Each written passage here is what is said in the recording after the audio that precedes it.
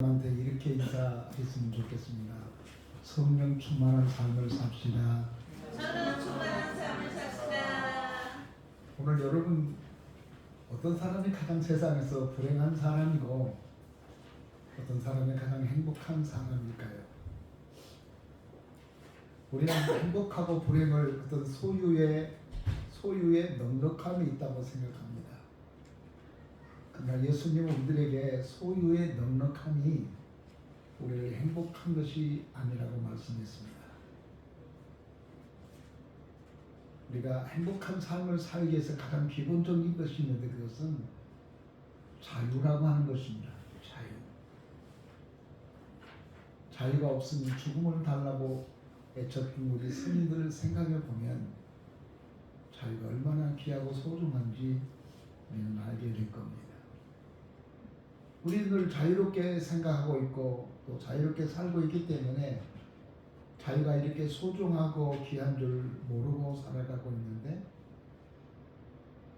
자유가 없으면 진정한 행복을 가질 수가 없습니다. 어떤 사람이 세상에 태어났습니다. 그런데 자기 신분이 종인 겁니다. 그래서 자유란 게 뭔지 몰라요. 종으로 태어나서 종으로 세상을 삽니다. 늘 아침에 일어나서 주인한테 인사하고 물 떠다 주고 자기가 없어요. 그런데 이 사람에게 설상가상으로 귀신이 들려서 또 귀신의 종이 됩니다. 이것처럼 불행한 사람이 어디 있겠습니까? 비록 육체는 종이 신분이라 하더라도 근데 영혼은 자유로우면 좋을 텐데 이 사람은 태어나면서부터 종이었고 그리고 자기에게 귀신이 들려와서 또 영혼마저도 종으로서 노예로서 지배하고 있는 것입니다. 신통방통하게 이 사람은 점을 치면 점을 잘 맞춰냈습니다. 그래서 주인에게 굉장히 큰 이익을 가져다 줬습니다.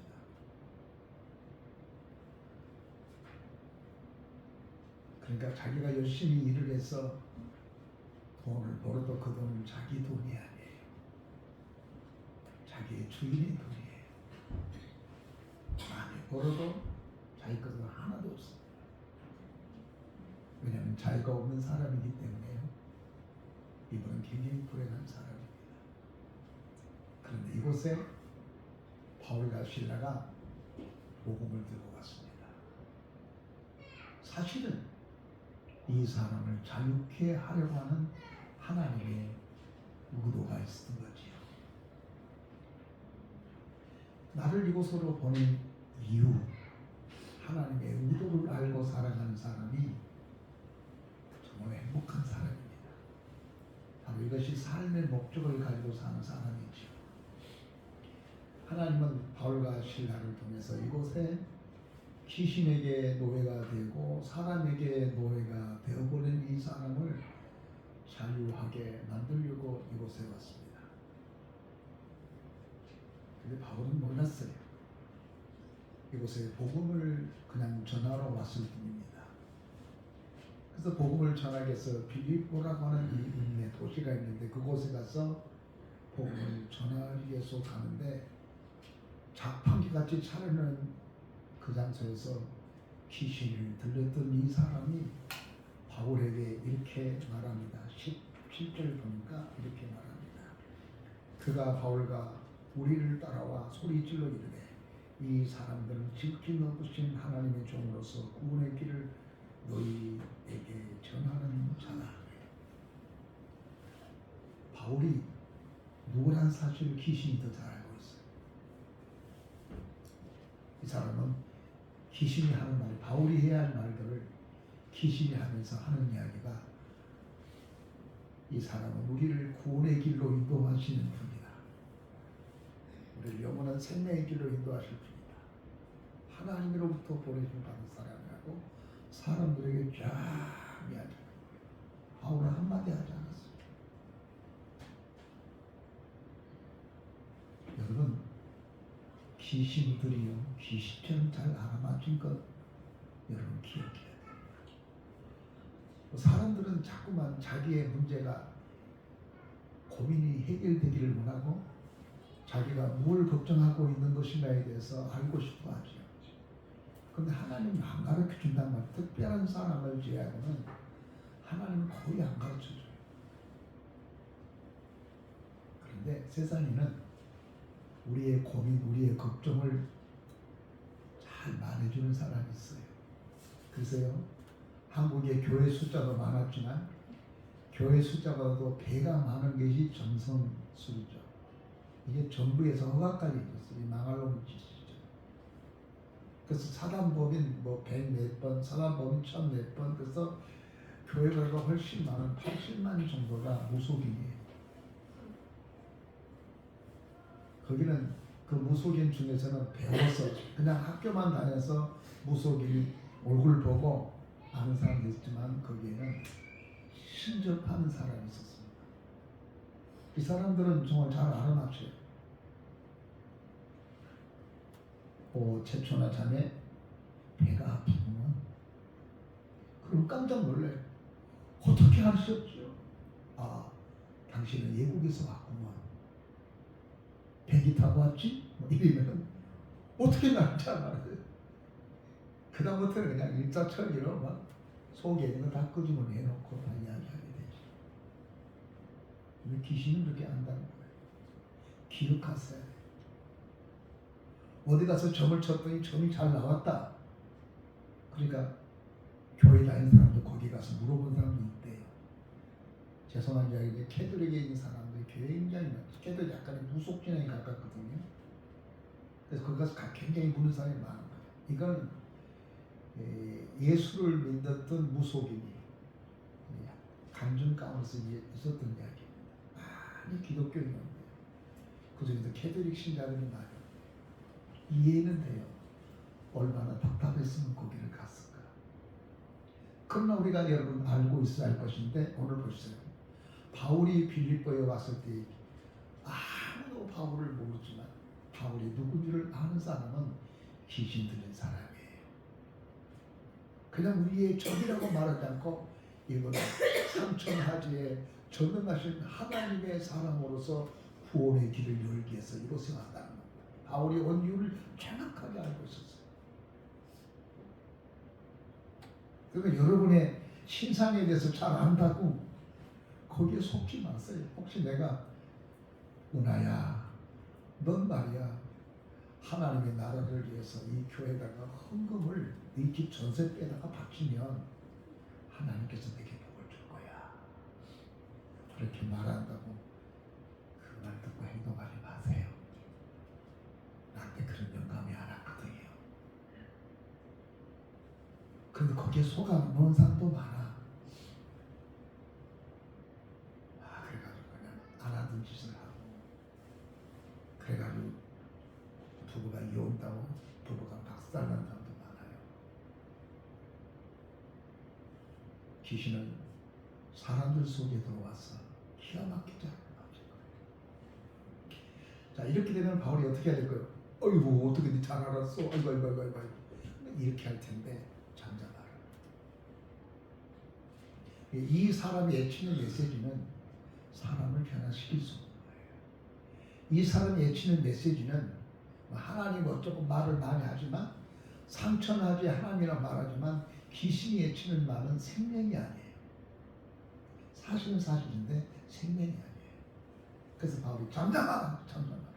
네가 설치지 마라.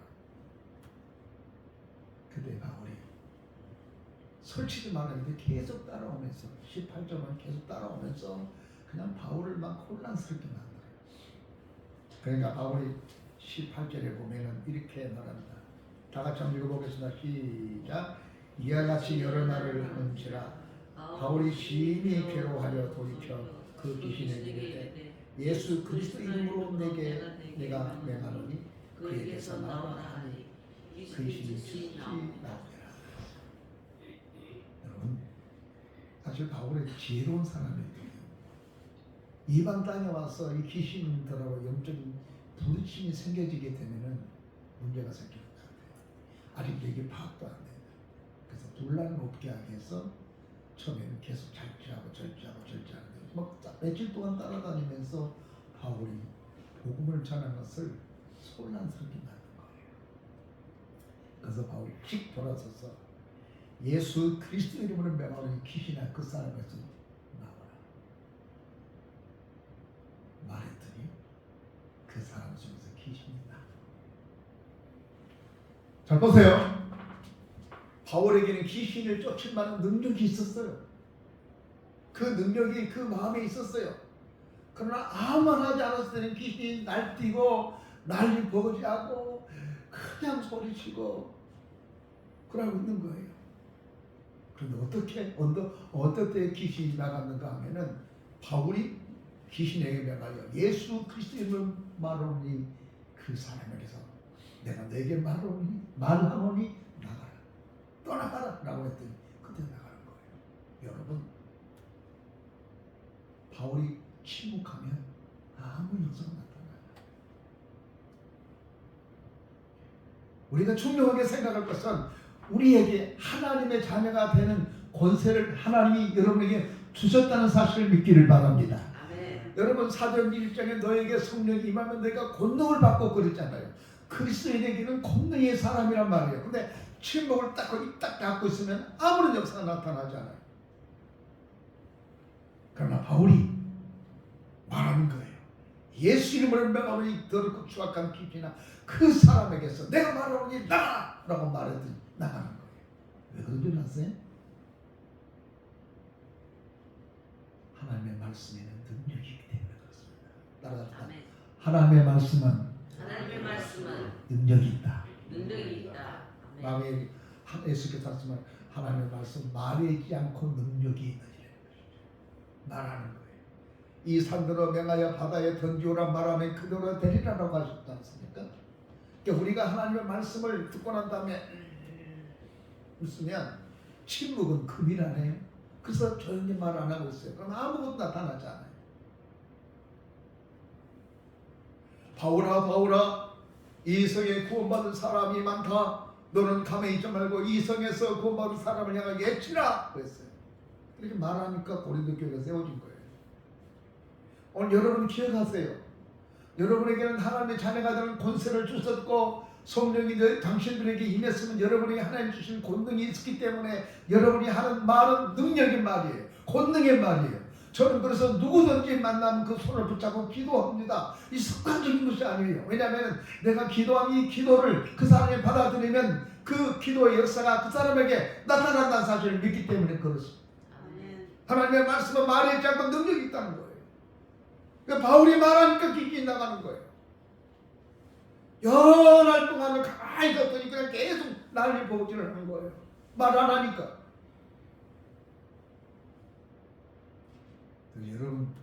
여러분 자신 스스로에게도 잘 될 수 있는 나. 도경아 너는 잘할 수 있어. 도경이 너는 승리할 수 있어. 도경이 너는 이 문제를 해결할 수 있어. 자꾸 말을 해야 하나님 나는 하나님 주신 능력으로 승리할 줄을 믿습니다. 이렇게 내가 기도해야지. 자꾸 그런 걸 기도하지 않고 목사님 줄 것을 이렇게 하는 거지. 내가 어떻게 해? 여러분 아프지 마세요. 여러분 아프면요 사람이 떠나요. 우리에게 그런 말 있지 않습니까? 긴 병에 효정 없다. 아프지 마세요. 건강해야 돼요. 목사님 그게 마음대로 되냐고요? 당신의 마음대로 되지 않지만 당신에게 이미 하나님의 능력이 임한 줄 믿고 여러분 스스로가 당신의 가슴에 손을 놓고 기도하세요. 그러니까 질병이 따라갑니다. 아픔이 올 수 있어요. 병이 오기도 해요. 건강이 약해지기도 해요. 약해지니까 나는 약한 사람이라고 생각하고 그냥 있지 말고 그 아픈 분을 놓고 기도하세요. 저는 신장이 약했기 때문에 신장을 놓고 기도합니다. 43%까지 떨어졌는데 그냥 기도했어요. 지난번에 보니까 반이 넘어서 52%로 올라왔어요. 우리가 몸이 불편할 수 있어요. 그러나 우리에게 능력이 있다는 것을 여러분이 기억하고, 말에 있지 않고 능력이 있음을 기억하고 여러분 스스로가 여러분에서 기도하세요. 말하세요. 마귀가 우리로 하여금 다가올 때 예수님처럼 하세요. 사탄아, 내 뒤로 물러가라. 우리에게 부정한 생각, 우리에게 더러운 생각이 들어올 때는 이러면 안 되는데, 안 가질래, 이러면 큰일 나는데, 이렇게 한다고 해서 사탄이 물러간 게 아니라 예수님처럼 사탄아, 내 뒤로 물러가라. 베드로처럼 사탄아, 내 뒤로 물러가라. 그렇게 말을 해야 돼. 그래야 그 생각이 싹 사라지고 지금 여러분 앞에 있는 유혹도 시험도 이길 수 있어요. 그런데 바울과 실라가 얼마나 존재했습니까? 그런데 이 주인이 자기의 수익이 적어진 것을 알고 이들을 로마 군병들한테 관공서에 고발해가지고 이 사람을 감옥에 집어넣겼어요. 이러보니까 이 사람들은, 바울은 유대인입니다. 동양 사람이란 말이에요. 지금 바울이 있는 곳은 서양 사람이에요. 백인이에요. 이놈이 와가지고 우리 동네 와서 이거 헛소문을 퍼치고 잘못된 것을 전달하는 말 들으니까 이 간수도 얼마나 기분이 나쁜 건지 바울을 뒤지게 입도록 해버렸어요. 피가 담겨있습니다. 그런데 감옥에 갇혔습니다. 무슨 특별한 죄를 짓고 있는 것도 아닌데, 살인사건도 한 것 아닌데, 이 사람의 손목에 차고를 채웠습니다. 그리고 철문을 확 이중삼중으로 가다놔 버렸습니다. 어떻게 생각하면은 속이 매우 상하지요. 근데 바울과 실라는 그것을 찬송을 부르기 시작합니다. 근데 이 찬송을 부르는데 조용히 마음으로, 다른 사람 자니까 조용히 마음으로 부르는 것이 아니라 오늘 성경에 보니까 다른 간수들도 들리도록 찬송을 했다고 하는 것입니다. 상황과 환경은 찬송을 부를 수 없지요. 감사의 찬송을 부를 수가 없는 환경과 상황. 이 하나님께서 이것을 기록해서 우리들에게 전달하게 된 이유가 뭘까요? 사도행전에만 있었을까요? 다른 외경에도 이런 사건들이 많이 있었는데, 기독교 역사상에 이런 일들이 많았는데 이것을 기록해 놓았던 이유가 뭘까요? 그리고 우리에게 읽히게 하고 우리에게 들려준 이유가 뭘까요? 우리가 억울하게 고난을 당할 때 성기려고 멱살 잡고 싸우라고 말하지 않고, 하나님 어떻게 나를 이렇게 힘들게 하고 왜 나를 이렇게 괴롭게 한 겁니까? 내가 주님 앞에 잘못한 것 있습니까? 우리는 주님이 오라해서 여기에 왔었고 주께서 복음을 전하라고 해서 복음을 전했는데, 하나님이 살아계신다면 왜 우리를 하여금 이렇게 보호하지 않고 여기에 감옥 생활을 하게 만들고 뒤지게 얻어맞게 하고 있습니까? 라고 할 수 있는 상황 아닙니까? 그런데 그들은 그러지 않았습니다.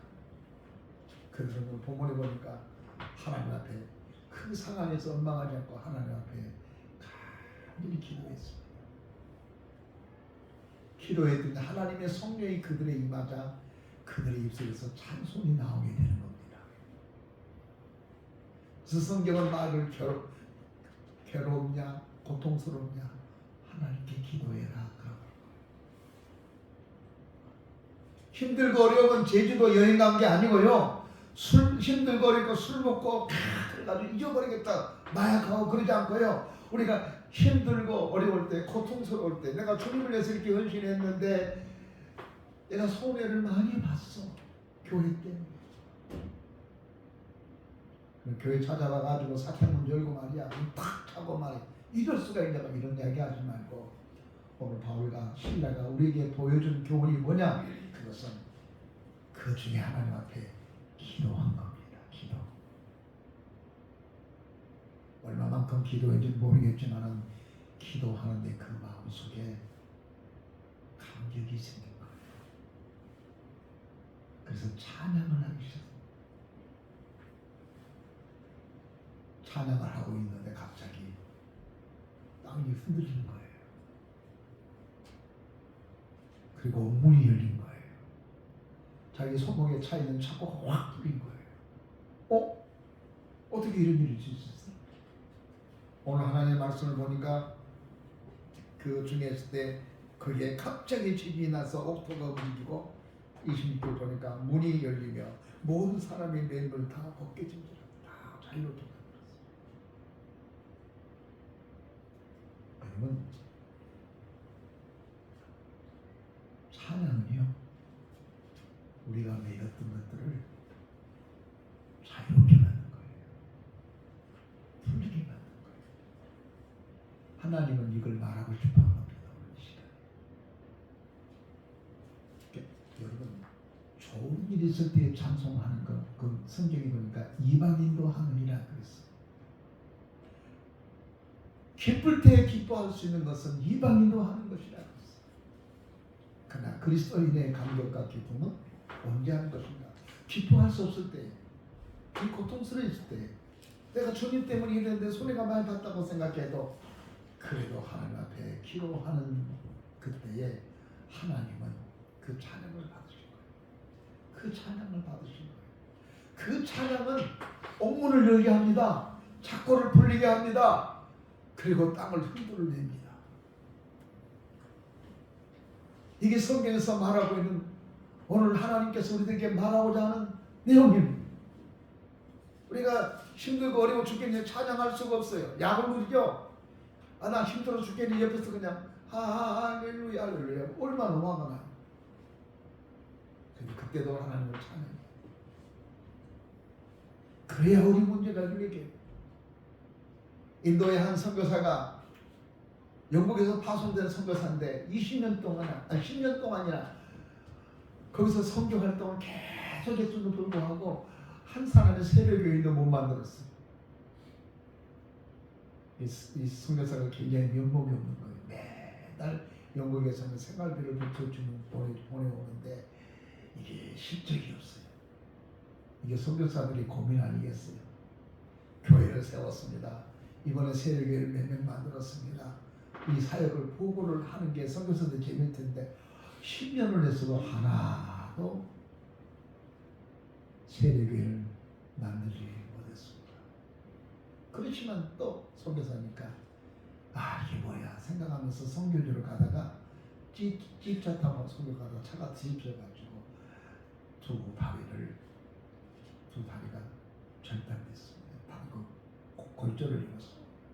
병원에 가가지고 이렇게 들어놓고 지금 매달려 있는데 한심한 거예요.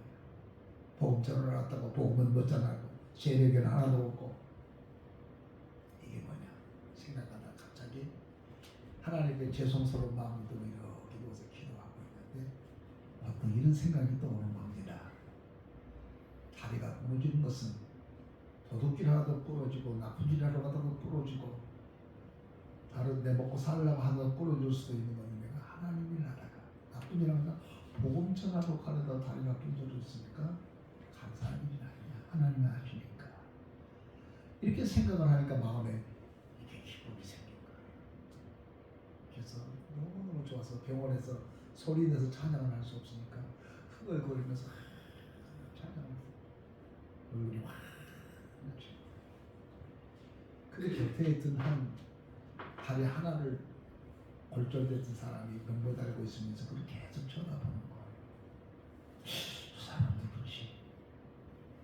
난 다리 하나가 부러진 것 때문에 이렇게 속이 상해. 저 사람 두 다리가 부러졌는데도 뭐가 좋아서 저럴까 궁금했어요. 그 사람이 그에게 와서 말합니다. 당신 누구요? 누구기에 이렇게 싱글벙글입니까? 나는 한 다리 부러진 것도 이게 화가 나 죽겠는데 당신 두 다리 부러진 뭐가 그렇게 좋소? 라고 물으니까 나 선교사입니다. 내가 나쁜 짓 그래도 부러지나요? 좋은 일 하러 가다가 부러졌으니까 감사하지요. 그때 이 사람이 나 예수 믿겠소. 당신 하나님 내가 믿겠습니다. 그 후로 삽시간에 이 사람을 통해서 많은 그리스도인이 생겼고 교회가 생겼고 전도 사역을 많이 했다는 영국 선교사 보고에 나온 이야기. 사랑하는 성도 여러분, 우리가 감사할 수 있을 때 감사 누구든지 할 수 있습니다. 여러분 잘되게 하면은 감사 못한 사람이 어디 있습니까? 성경의 말을 믿는다면 그것은 이방인들도 하느니라. 하나님께서 우리에게 요구한 감사는 그러는 중에도 감사하는 겁니다. 바울과 실라는 이 옥중에도 하나님이 계신다는 사실을 믿었습니다. 그리고 이 고난을 하나님께서 기억하신다는 사실을 믿어서 그곳에 찾아오신 그분 앞에 찬송을 돌리게 되었다고 하는 것입니다. 바울은 알렉산드리아 호를 타고 로마로 가는 중에 제수로 로마로 가는 중에 유라굴라는 태풍을 만나게 됩니다. 칠흑같이 얻은 밤, 동서남북이 어딘지 몰랐어요. 선장들도 백부장들도 모든 사람들도 절망을 좌절했을 때 그 사람들한테 이렇게 말합니다. 여러분 왜 그렇게 기진맥진합니까? 우리 안 죽습니다. 그러니까 사람들이 야 여기에 손주도 사공도 또 이거 가망 없다고 생각하는데 네가 뭔데 그렇게 담대하게 안 죽는다고 말할 수 있냐? 네, 저는 하나님의 사도로서 복음을 전하는 사람인데 어젯밤에 주께서 내 곁에 가까이 오셨어. 바울아 바울아 두려워하지 말아라. 안심하라. 내가 너와 함께 할 것이고 내가 너로 하여금 저 가이사 아구스에게 가서 복음을 전하게 될 거다. 그렇게 말씀하기 때문에 삽니다. 이것이 바울의 신앙이었습니다. 칠흑같이 얻은 가운데 절망 가운데 절망하지 않았습니다. 이게 기독교예요. 왜 우리는 세상 사람들이 고민하는 그 고민에 같이 동조합니까? 그러고도 그리스도인이라고 말합니까? 여러분 그리스도인은 밥은 3그릇 4그릇 먹는 건 아닙니다. 그리스도인은 다 얼굴이 예쁩니까? 그렇지도 않습니다. 키가 큰 것도 아닙니다. 그렇지도 않습니다.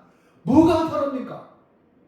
세상의 걱정과 근심을 하고 있을 때에 그 사람들 앞에서 당당하게 걱정하지 마십시다. 길이 열릴 것입니다. 반드시 문제는 회복될 것입니다. 이렇게 말해야 됩니다. 왜요? 오늘 본문의 말씀에 이 사건을 경험했던 이 간원이 간수장에게 말합니다. 죽으려고 그럽니다. 왜? 다 도망간 줄 알았습니다. 불을 켜서 보니까는 하나도 안 도망갔습니다. 그런데 양심에 어떤 것이 거리낀 겁니까? 어젯밤에 바울을 지게 팼거든요, 자기가. 근데 그 사람이 이런 기적을 나타낸 거예요. 그래서 이 사람이 묻습니다. 그러면 내가 어떻게 하면 됩니까? 내가 이렇게 당신을 쥐어 패고 감옥에 가두었고 힘들게 했는데 이걸 어떻게 하란 말입니까? 어떻게 하면 됩니까? 내가 무엇을 하면 됩니까? 라고 물을 때 바울은 이렇게 말합니다. 오늘 본문의 말씀대로 주 예수를 믿어라. 그리하면 너와 내 집이 구원을 받으리라. 우리 한번 다 같이 읽어볼까요? 쭉 넘어가서 31절 읽겠습니다. 시작. 이르시되 주 예수를 믿어라. 그리하면 너와 내 집이 구원을 받으리라. 라고 했습니다. 복잡하지 않습니다. 네가 잘못을 회복하기 위해서는 네가 성지순례를 해야 된다. 40일 금식기도를 해야 된다. 집을 팔아서 뭐 해야 된다. 그런 이야기 안 했어요. 예수를 믿으냐. 예수를 믿으면 된다는 거. 오늘 여러분의 걱정이 뭡니까? 내가 이렇게 살았는데 내가 복받을 사람이 못된 것 같아 나는. 왜? 개떡같이 살았거든. 잘못되게 살았거든.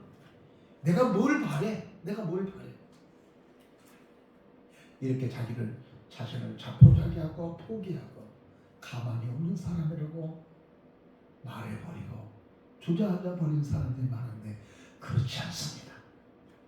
여러분이 지난날에 그렇게 살았다 할지라도 성실하게 살지 못했더라도 진실하게 살지 못했더라도 개판으로 살았더라도 지금 여러분이 예수를 나의 구주로 믿으면 소테리야 회복된다는 거예요. 회복된다.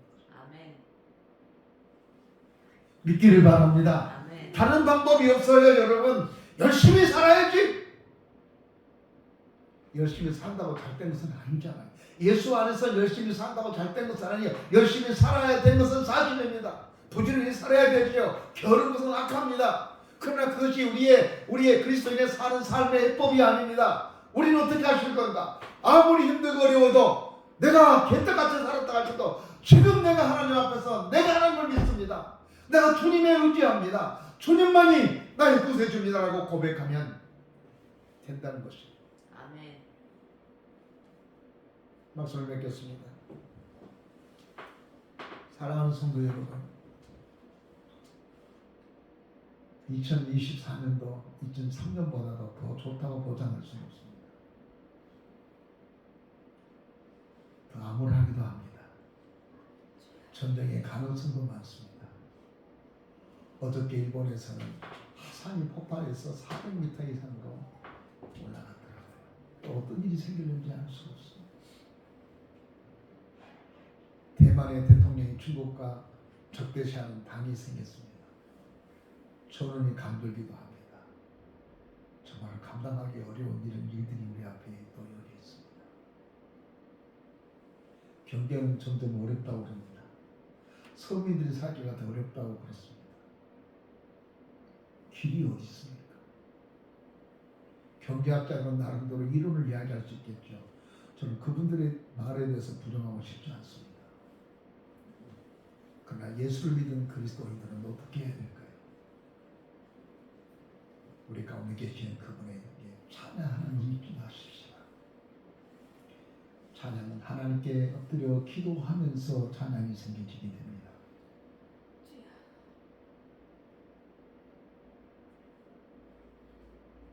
그리고 세계 역사의 주인 되신 하나님을 믿으십시다. 주 예수를 믿어라. 소테리아. 너를 위기에서 건져줄 것이다. 아멘. 이것이 하나님 말씀을 믿고 예수 믿고 승리하는 여러분 되시기를 주의 이름으로 축원합니다. 아멘. 전능하신 우리 아버지 하나님 감사합니다. 아멘.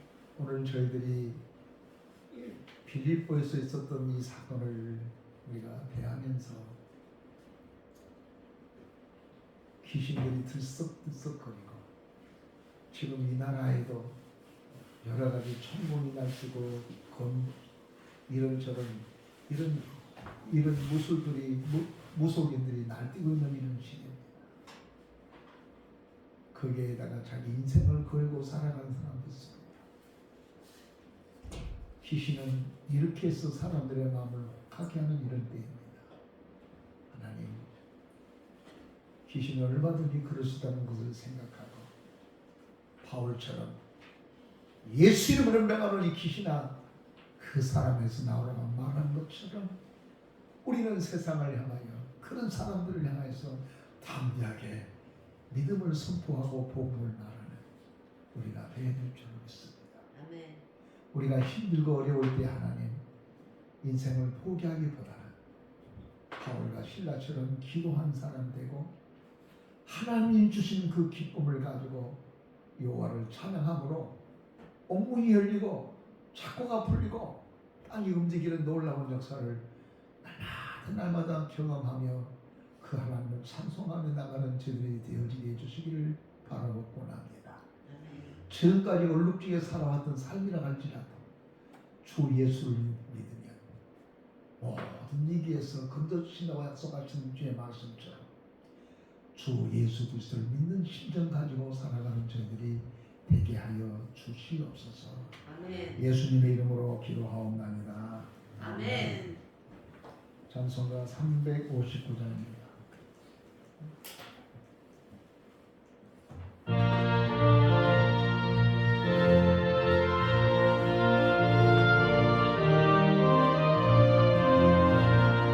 전성을 향해 가는 성도들아 앞길의 장애를 두려워 말라. 성령이 너를 인도하시니 그 지체를 하고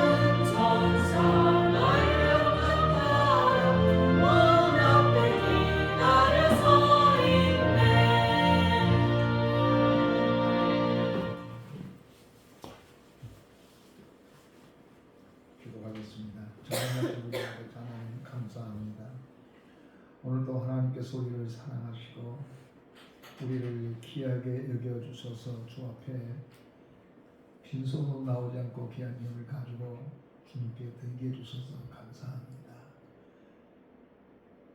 그냥 형식적인 감사가 아닌 마음이 담겨진 감사가 된 줄 믿습니다. 아니 하나님, 바울과 실라에게 기쁨을 주고 그의 마음이 충만하게 한 것처럼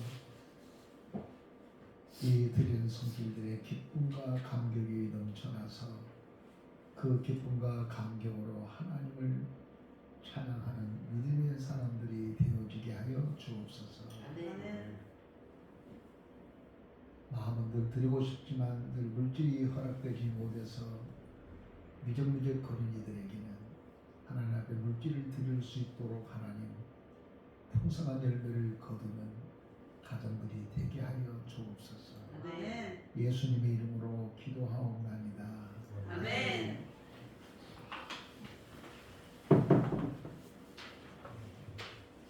교회 앞에 광고 말씀드리겠습니다. 다음 주 2부 예배를 갖기는 올해로 모이겠습니다. 1월은 다시 시작하는 달입니다. 그리고 금주 초에 농업촌부에서 전국 사모 세미나를 실시하는데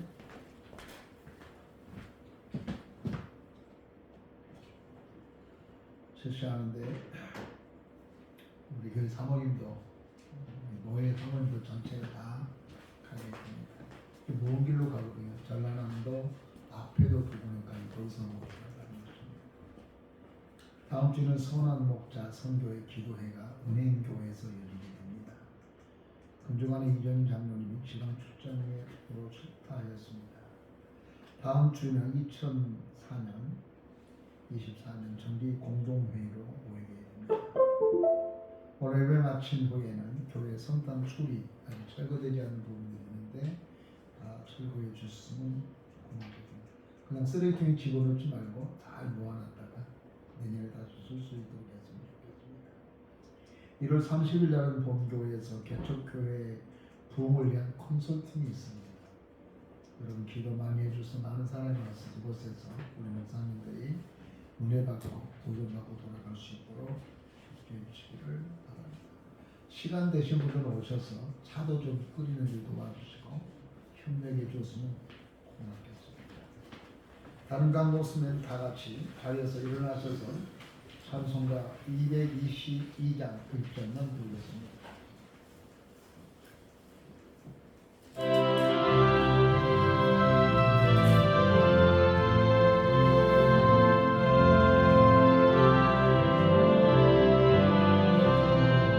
우리 다시 만날 때까지 하나님이 함께 계셔 은혜로서 인도하며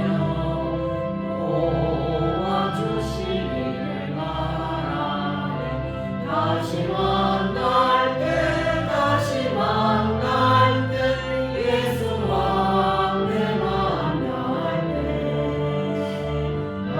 만날 때 다시 만날 때 그때까지 계신 바라네. 이제는 우리 주 예수 그리스도의 은혜와 우리 아버지 하나님의 무한하신 사랑과 성령님의 감동, 감화, 내재 교통하심이 이제로부터 영원토록 함께 계실지어다. 아멘.